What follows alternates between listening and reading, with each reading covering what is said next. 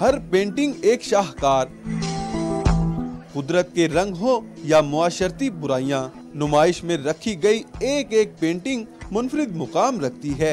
मुसव्विर ने कैनवस पर स्ट्रोक्स के कमाल से सिन्फ़े नाज़ुक की अलग अलग कैफियत को इस खूबसूरत अंदाज से तख्लीक किया कि हर फन पारा मायने खेज बन गया। जिस तरह के हालात चल रहे हैं उसके अंदर एक बड़ा एक पीस का और एक लव का जो एक मैसेज दोनों की पेंटिंग्स में है, तो इट्स वेरी अप्रिशिएटेबल। मुझे यकीन नहीं आ रहा कि इतनी ज़बरदस्त किस्म की आर्ट वर्क यहाँ पे देखने को मिल रही है। हर एक पीस जो है ना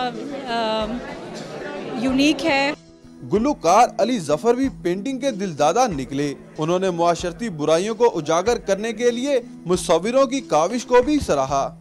बड़ी महारत से जिस तरह से उन्होंने ये आप देख रहे होंगे ये काम किया है, पेंटिंग्स बनाई हैं, ये सबको आके देखना चाहिए।